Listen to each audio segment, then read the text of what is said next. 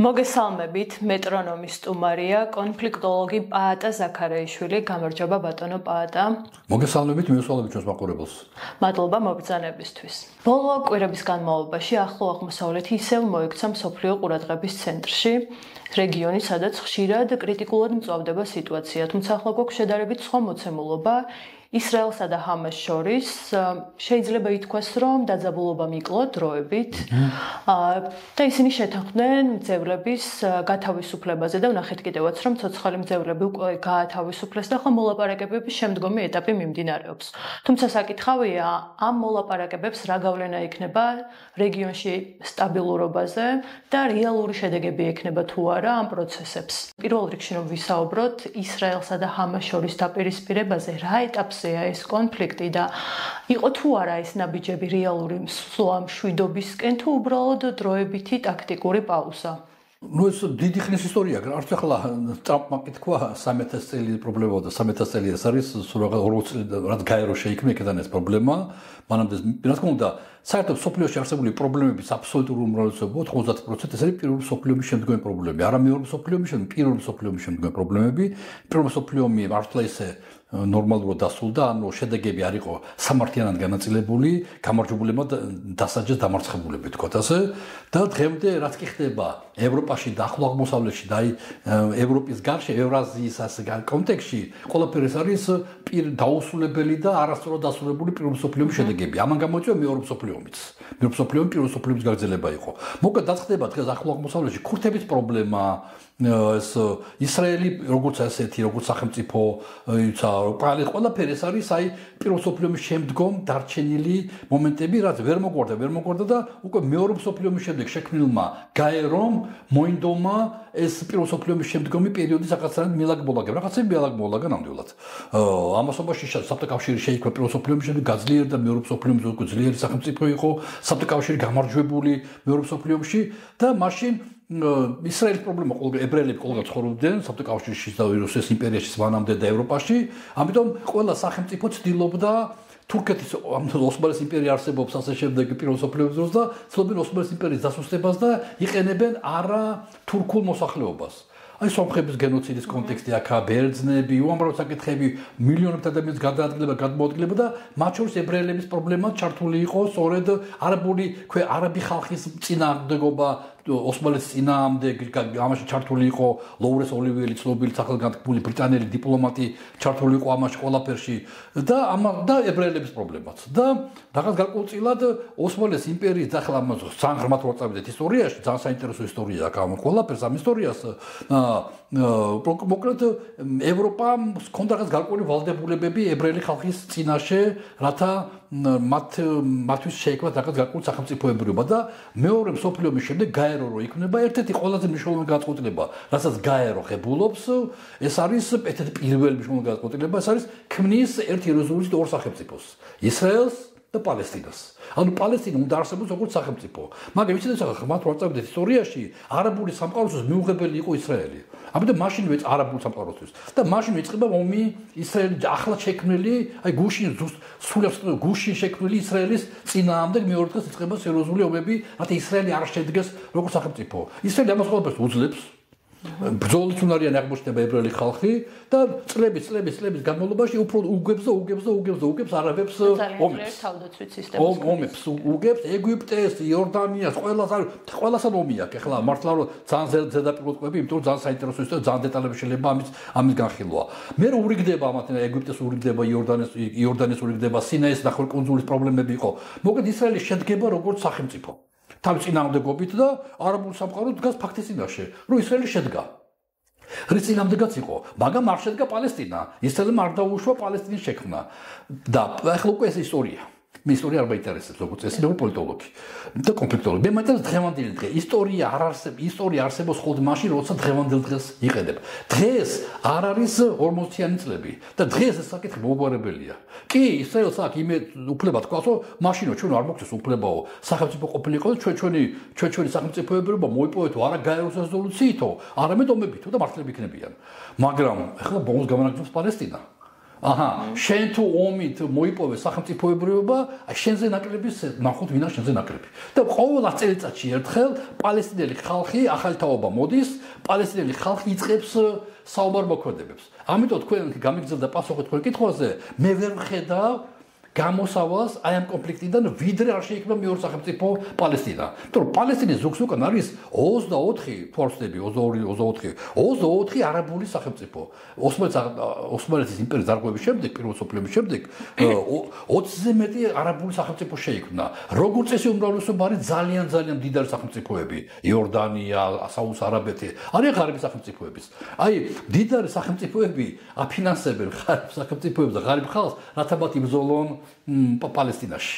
ასე რომ პალესტინის აბსოლუტურად მართლობრივად პირდაპირ ერთვებია საუდის არაბეთი და სხვაები დიზაგრებს ყოველს გაცხადებენ პოლიტიკურად რომ ჩვენ მშვიდობის მომხრეები ვართ ჩვენ პალესტინის მომხრეები მაგრამ ომი არ გვინდა ასე შემდეგ მაგრამ იქ უამრავი ფონდებია იქ მილიარდებზეა ლაპარაკი ეს მილიონებზე კი არა ლაპარაკი ეს ფულები ისე მოძრაობს იქ რომ ყოველს ეყოფა პალესტინა თავარი მებრძოლები ყავდეთ ყოველს ეყოდება ფული რათა ან თვითონ იბრძოლონ ან ვიღაც რომელიმე არაბული სახელმწიფოდან მიიღონ მაგრამ რეკრუტირება გაუკეთონ მეომრებს ისრაელი ამას ვერ გაუმკლავდა ისინი იმყოფება არაბული სამყაროს ოკეანეში და ამ ფონზე 10 წელიწადში ერთხელ 10-15 წელიწადი მაქსიმუმ იზრდება ახალი თაობა, როცა ახსოვს როგორ მოუკლეს მშობლები, დაძმა, როგორ მოუკლეს, როგორ გაუნადგურეს წაართვეს სახლი, ეს ადამიანები, ესენი არიან ფანატიკური მორწმუნეები არიან ხშირ შემთხვევაში, არ არიან განათლებულები, მუროცობ წერა-კითხვა არ იცის, რასაც ეუბნება ვიღაც მოძღვარი, ვიღაც მასწავლებელი იმის ჯერა.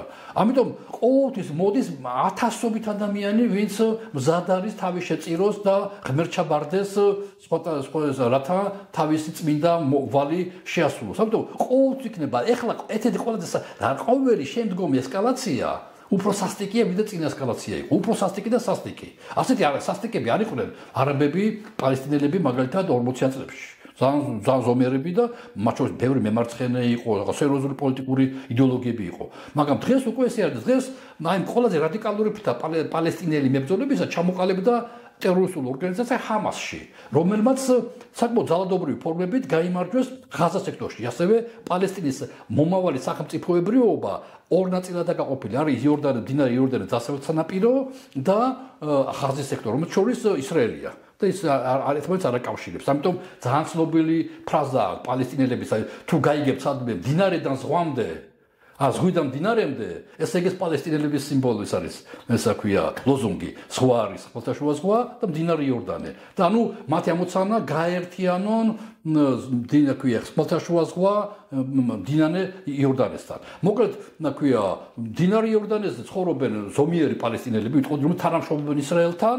და თუმცა ისრაელი მაინც არ წყალობს და ხშირად ავიწროებს, ხოლო ღაზა სექტორში არიან აი მკვეთრად თქვათ ასე ქვია რადიკალურად მომართული პალესტინელები და სწორედ ისრაელმა გადაწყვიტა იქიდან მოდიოდა ტერორისტული ქსევები, 2 წლის უკან საშინელი ტერორისტული აქტი განახორციელა, ქვია ღაზა სექტორმა, ჰამასმა ღაზა სექტორიდან შეუტია გახსოვთ ისრაელს და დღემდე იყო ყავდათ ეს ძევლები, აიყვანეს ბევრი მძევალი, ბევრი მოკლეს და აი ახლა ამ დღეებში გვარდება აი ეს ეპიზოდი, რომ ანთავისუფლებენ ყველა საბოლოოდ ყველა აყვანილ ძევლას 2 წლის უკან გახორციელებულს და დაღუპულების ნიშნებს გადასცემენ. აი მე რა იქნება?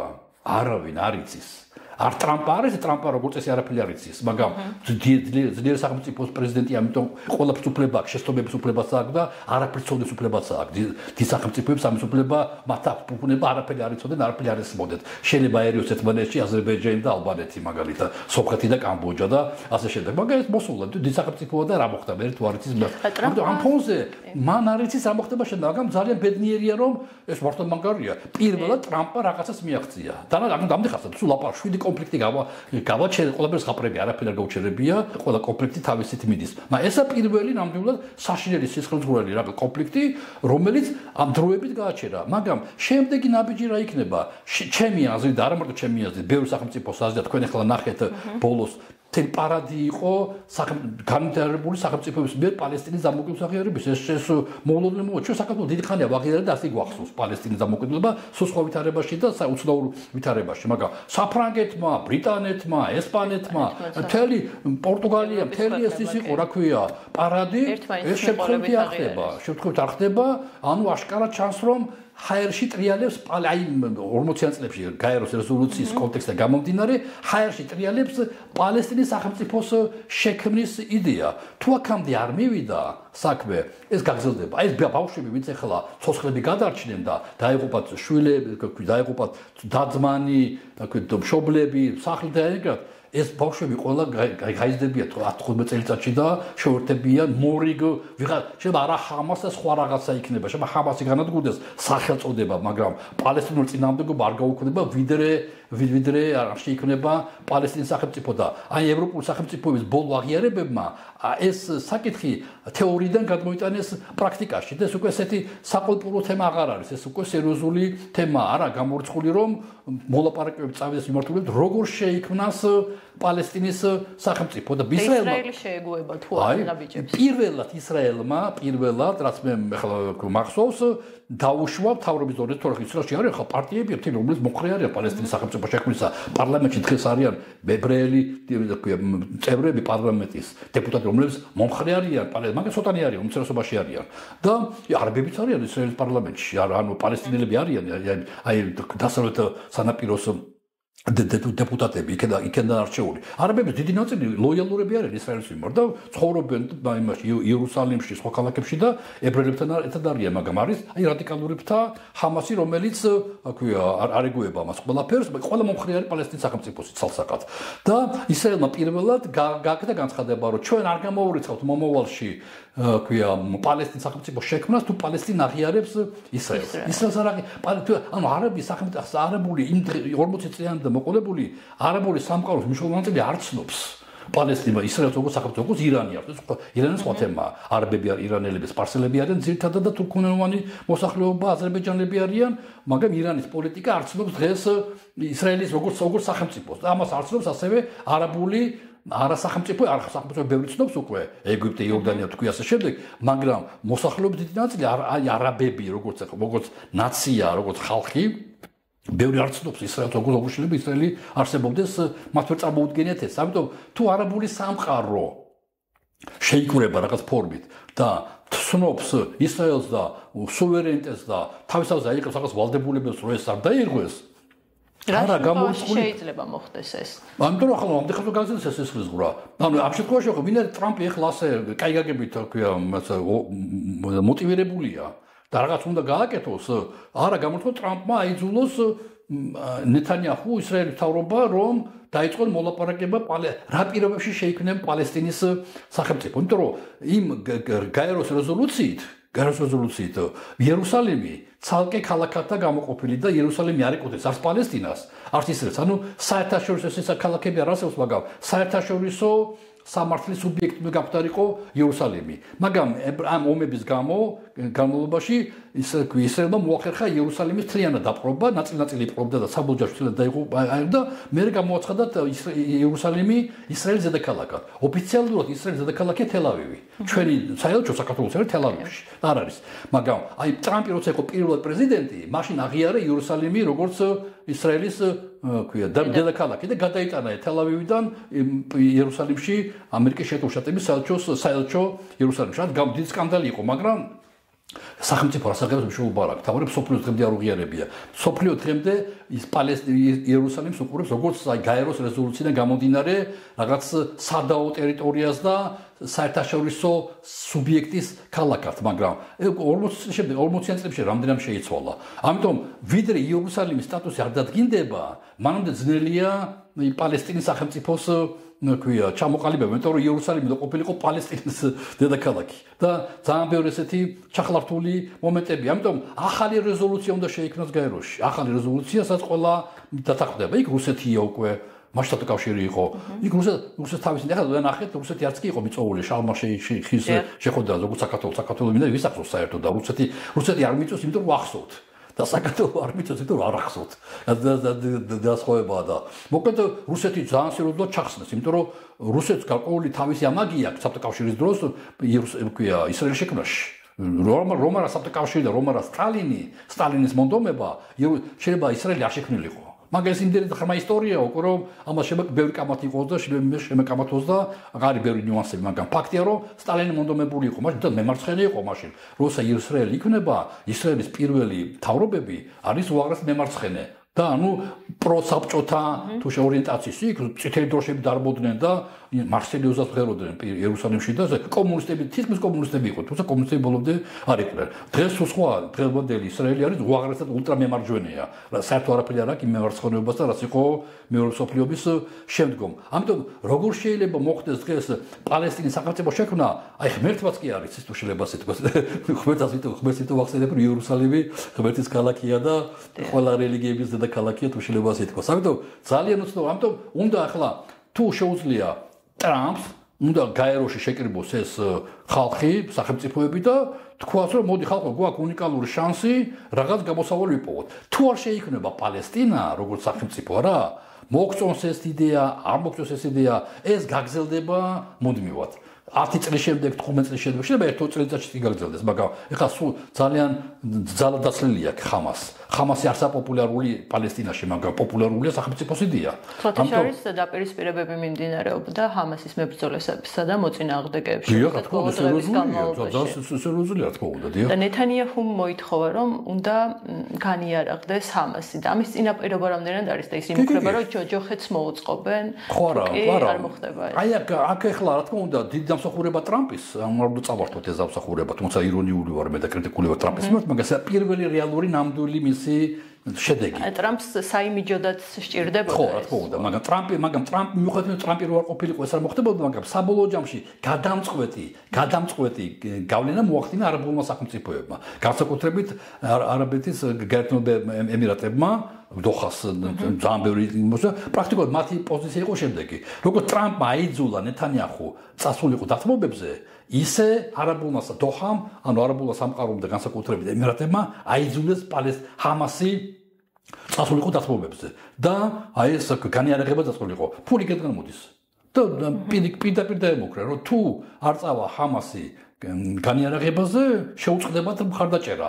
ანუ ეს არის სერიოზული გარკვევა, მაინც იგივე ტრამპისა. ტრამპა იქაც ხარისას იმუშავა, არ ხარისას იმუშავა, რათა დაერწმუნებინა და გარკვეული ჩადებული ეკონომიკური ინტერესები, უამრავი ფული, ხმართლა ფული, სხვა დონის ფული ტრიალებს რუსეთს და თელ პოსტსაბჭოთა სივრცეს არ კიდე ესიზრება ის თანხები, რაც ტრიალებს არაბულ, ამერიკულ ურთიერთობებში. გამორიცხული იმდენად სხვადასხვა კონტექსტია. ამ ფონზე მე მგონი რომ არაბულმა სამყარომ მოახერხა დაინტერესა ტრამპ არაბული სამყარო რაღაცეებით, ინვესტიციებით რაღაცეებით, აქ ძალიან შეიძლება შორს ჩაუყროდა და ბევრი საინტერესო რაღაცები ამოქეკოთ, მაგრამ ფაქტია რომ არაბულმა სამყარომ დაუყენა პირობები ჰამასს. რომ ეხლა უნდა შეწყდეს ბრძოლა, თორემ არ მიიღებენ არათა მხარდაჭერას. ტრამპმა ეს ნაბიჯი შეიძლება ითქვას, რომ გადადგა, იმიტომ რომ მისი რეპუტაცია დაეცვა, რადგან ის დაპირებებს იძლეოდა, რომ გაპრეზიდენტებისთანავე დაასრულებდა ომს უკრაინაში, რაც ვერ შეძლო და ახლა სჭირდებოდა რაღაც სვლა, რომ წარმატებისთვის მიეღწია. გარდა იმისა, რომ ეს საიმიჯო სვლა იყო, ქონდა თუ არა მას რაიმე ინტერესი ამ კონფლიქტში? არა, რომ ინტერესი ქონდა, ჯერჯერობით ამერიკელებისათვის ისრაელი არის განსაკუთრებული მოვლენა. ეს მოვლენა განსაკუთრებულობა ნელ-ნელა ქრება. აი ახალგაზრდა ამერიკელებში ისრაელის მიმართ არ არის ესეთი სიმპათიები, რაც არის აი ჩემი თაობის ამერიკელებში, მაგალითად, ვინც 40 წელს გადაცილებული ხალხი არიან, იქ მათთვის ისრაელი ჯერ კიდე რაღაცა ამერიკული ფორპოსტი, ამერიკული საყრდენი, თანაც ამერიკაში რელიგიურობა ძალიან მნიშვნელოვანია. და ამერიკელი ქრისტიანებისათვის ისრაელი არის აღთქმის ქვეყანა. და ისრაელის მიმართ განსაკუთრებული პიეტეტია ამერიკაში. ამიტომ ისრაელის მხარდაჭერა ეს არის როგორც მორალური საკითხი ამერიკელებისათვის, ისე ძალიან ბევრი მდიდარი ებრაელი ცხოვრობს ამერიკაში და საკმაოდ ძლიერი ლობისტური ის არ არსებობს. მოძრაობა არის ებრაელთა მოძრაობა არის ისრაელში. ამერიკაში და უკვე გარდა აი რელიგიური ქრისტიანული აღთქმებისა ამას ემატება ლობისტურ საქმიანობას და როცა ებრაელები კარგად ცხოვრობენ ძალიან ფულს ხარჯავენ ამერიკაში ძალიან ბევრი სერიოზული ფონდები გააჩნიათ ამიტომ ამერიკელებისთვის ისრაელის მხარდაჭერა არის რაღაც გარკვეული ესეთი მორალური თუ შეიძლება ვთქვათ ვალდებულებაც კი და ეს ტრამპის აი ამ ტრადიციაშია გაზრდილი.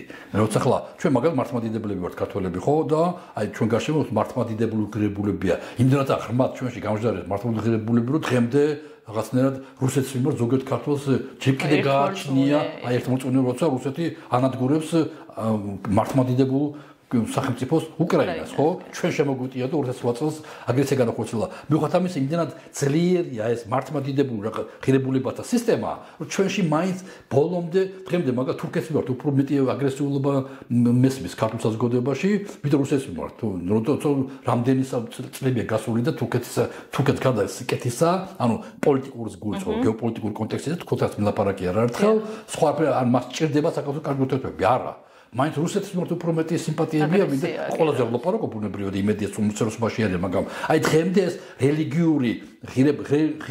რელიგიური თუშება იდენტობა ძლიერია და ნებისმიერ ადამიანში ასევე არის ამერიკაში პროტესტანტულ კულტურაში ისრაელს აქვს განსაკუთრებული ვინაიდან ამერიკა ახალი სახელმწიფოა ამიტომ მათ არ აქვს ისტორიული ბმები თავის მიწასთან ჩვენ გვაქვს ხო სვეტი ცხოველი ქრისტეს ქვია ნივთები უამრავი ყველაფერი ბევრ რამეში საქართველოს ჩართული არის საქართველოს ტერიტორია ჩართული წმინდანების ცხოვრება ისა ქვია მოციქულების მოგზაურობა საქართველოში ანუ საქართველოს მიწა ქართული მიწა არის ქრისტიანული თუ შეიძლება ასე კულტურით გაჟღენთილი ესეთ რაღაც არ ხდება ამერიკაში ამიტომ ისინი ეძებენ ბმებს თქვათ ასე რაღაც ქრისტიანული თუ ამერიკელი მორწმუნე სადმე წავიდოდა სამოგზაუროდ პირველ რიგში წავა ისრაელში და იერუსალიმს მოედო სხვაგან არაფერი არა ჩვენ აგრესორი სკოლაში წავალთ და იქ ვიგრძნობთ აი ამ სიდიადეს და ასე შემდეგ ხო ამ ძალიან მნიშვნელობა აქვს ამიტომ იქ მორალური პასუხისმგებლობა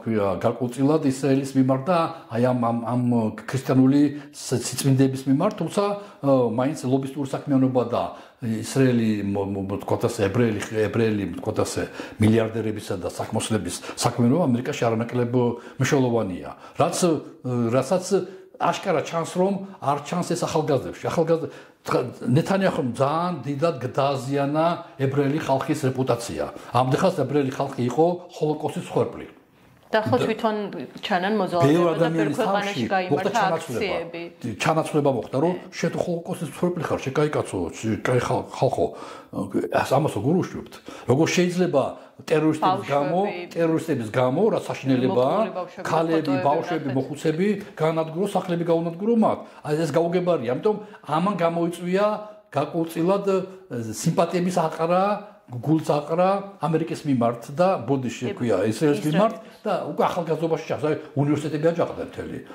სახელგანთქმული უნივერსიტეტები ამერიკის ესენი ქვია დაიწყო მოძრაობები ისრაელის წინააღმდეგ ეს მუსენი ამას ეძახიან სიონიზმის წინააღმდეგ ახლა ძალიან ბევრი საკამათო თემებია რაც გულწრფელია სიონიზმში და ასე შემდეგ მაგრამ ფაქტია რომ ნეთანიაჰუს პოლიტიკამ გაუქრო ებრაელ ხალხს აი ეს მსხვერპლის საკად განცდა და გახდნენ ხშირ შემთხვევაში ბევრი თვალში აგრესორები, რაც მომავალში არ წაადგება ისრაელს, როცა საკითხი დადგება პალესტინის სახელმწიფო შექმნაზე. იმიტომ რომ ამ ხალხმა ძალიან ბევრი ეხლა ინტერნეტის ეპოქაში, როცა ყველაფერი ვრცელდება იმავე წუთს და იმავე წამს, უკვე ჩვენ არ გვახსოვს 60-იანი წლების რა ხდებოდა ისრაელში და რა მომები იყო არაბულ სამყაროსა და ისრაელს შორის, მაგრამ ეს ყველა ვიცით უკვე. ყველა სურათებს ხედავთ ყველაფერს და შესაბამისად ეს მეხსიერებაში დიდხანს დარჩება ერთი და მეორე ყოველთვის იპოვია მასალებს. იმიტომ რომ უკვე გავრცელებულია და ინტერნეტი ამას არ დაკარგავს. ამიტომ ეს მუდმივად დარჩება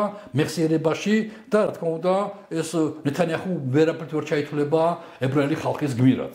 თორე აშკარად მან გადააჭარბა რაღაც გარკვეულ მაგალითად როცა ლიბანში იბრძოდა ახლა ამავე პერიოდში ის ძალიან თქვათ ასე წერტილოვან და ძალიან ეფექტურ და პროფესიულ წერტილოვან დარტყმს აყენებდა იმას ხეზბოლას ხო პეიჯერებს აფეთქება გახსოვთ ასე შემდეგ არა ანტი ირანში ირანში როგორ უნიკალური ოპერაცია ჩაატარა ისრაელმა მარტო ლიდერები გაანადგურა.